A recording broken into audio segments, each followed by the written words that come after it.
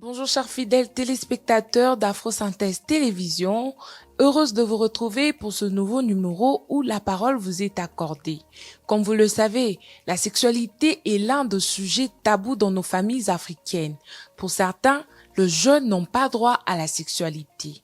De ce fait, nous avons recueilli quelques interventions dans les rues de Kinshasa, en République démocratique du Congo, sur la question de savoir pourquoi les parents ne parlent-ils pas, voire jamais, de la sexualité avec leurs enfants.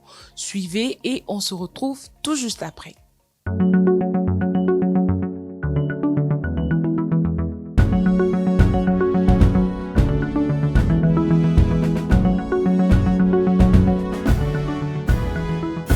Afrosynthèse, votre magazine de valeurs.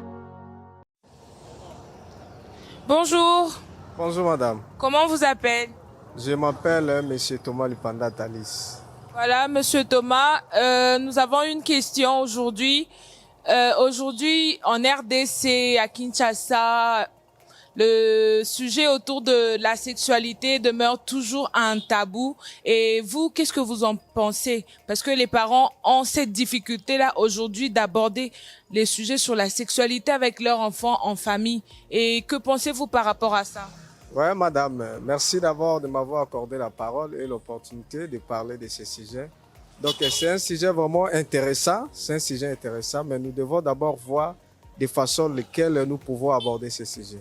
Bon, à mon avis, je pense que ce sujet, moi je prends ça du côté spirituel, tu vois, du côté spirituel, du côté de la Bible, et je pourrais parler un peu de ma connaissance par rapport à la sexualité. Bon, je pense que c'est comme tout le monde connaît la sexualité, partout ça devient un sujet très intriguant, un sujet très attractif, partout même. Vous allez dans des réseaux sociaux, partout on parle de ça. Mais c'est que nous devons savoir du côté spirituel. Est-ce que la sexualité, est-ce que la Bible a fait partie dans l'histoire de la Bible, de l'Ancien Testament, du Nouveau Testament? Est-ce que la Bible a pu parler de la sexualité? C'est que nous devons savoir. Et les gens disent que non, les parents sont censés aujourd'hui à expliquer à leurs enfants la sexualité. Bon, à mon avis, je pense que c'est un peu difficile à répondre ça. C'est parce que il y a un petit problème là-dessus. Nous pouvons dire oui, les parents sont censés du côté spirituel à expliquer leurs enfants. Nous pouvons dire non, les parents n'est pas censés à expliquer leurs enfants du côté sexualité. Parce que la sexualité, c'est quelque chose de la nature. Partant les explications aujourd'hui de la modernisation, comme les parents sont censés appeler par exemple un enfant de 5 ans, 8 ans, l'appeler, le dire voici, tu es né, parce un garçon, voici, tu es né, voici ceci, ce que tu dois faire, c'est ça, c'est ça. Moi, je trouve que c'est déjà un défaut dans le sens que l'enfant déjà va commencer à analyser ça dès bas âge. Quand le papa lui explique ça, il va commencer à analyser parce que c'est partant comme dans l'enseignement. Nous allons à l'école, 5e année primaire, par exemple, première année. On nous enseigne, par exemple, la mathématique. Qu'est-ce que la mathématique? Nous commençons toujours à examiner sur ça. Nous faisons des exercices, donc, d'une manière ou d'une autre. Moi, dans le sens que les parents sont censés d'expliquer les enfants la sexualité, moi, je ne suis pas d'accord avec ça. Et par rapport à la Bible, moi, je dis que ce n'est pas vraiment quelque chose d'important que les parents doivent censés expliquer leurs enfants. Moi, je pense que c'est quelque chose de nature que Dieu a créé ça d'une manière correcte, tu vois.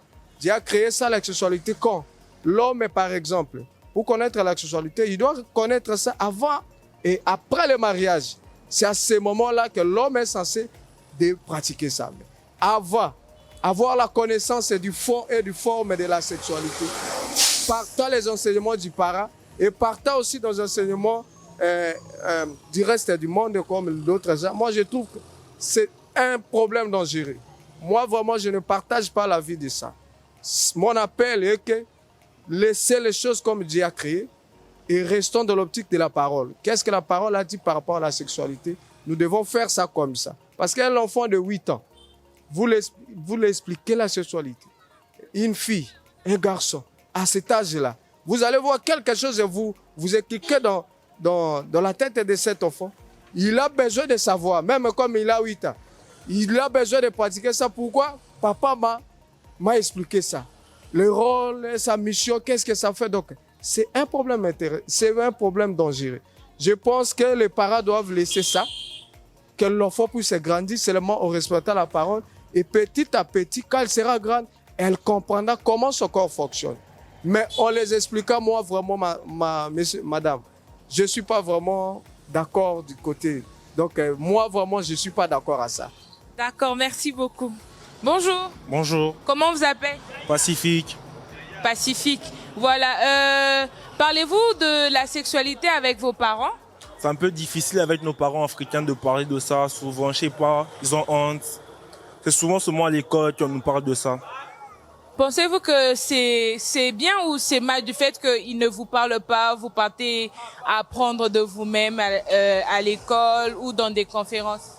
Selon nos coutumes, je peux dire que c'est des tabous de parler avec vos parents, des sexualités, tu vois. C'est vraiment gênant, selon nos coutumes africaines. Tu dis c'est selon nos cultures africaines. Si c'est gênant, et que dire des conséquences qui en découlent? Parce que pour les filles, il y a ceux qui, quand elles partent, elles tombent enceintes. Et puis voilà, qu'est-ce que tu peux dire par rapport à ça? Qu'est-ce que tu peux dire aux parents qui ne parlent pas de la sexualité avec leurs enfants? C'est pour ça qu'il faut un changement. On doit essayer de changer un peu nos cultures, de ne pas rester toujours comme c'était à l'époque. D'accord, merci. Bonjour monsieur. Bonjour madame. Comment vous appelez? Je suis Merveille Wanderchidiadia. D'accord, monsieur Merveille.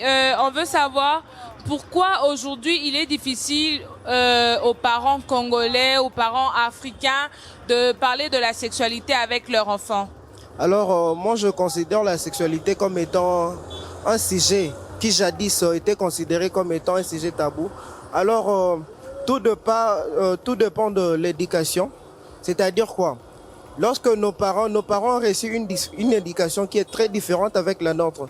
Du fait que dans l'ancienne éducation, leurs parents, qui sont nos grands-pères, nos grands-parents, étaient souvent réservés pour leur parler de la sexualité. Et je pense qu'ils ont hérité ça de ces grands-parents-là.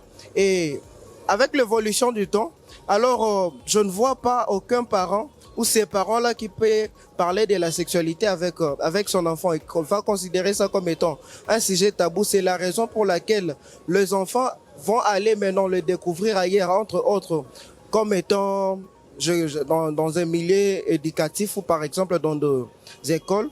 Vous verrez cet enfant-là aller apprendre ça autour de ses amis. Et il y a aussi les réseaux sociaux, ils vont apprendre ça. Alors, moi, je vais interpeller le parent de pouvoir en parler. C'est vraiment très pertinent, très important de pouvoir en parler, surtout à ce qui concerne la sexualité. C'est très important parce que ça va non seulement édifier les enfants, épargner les enfants dans certaines choses, mais plutôt, ça va aussi aider la population, entre autres la société congolaise, très souvent aussi, le jeune de bien se comporter. D'accord, merci. Comme toujours, les avis sont partagés.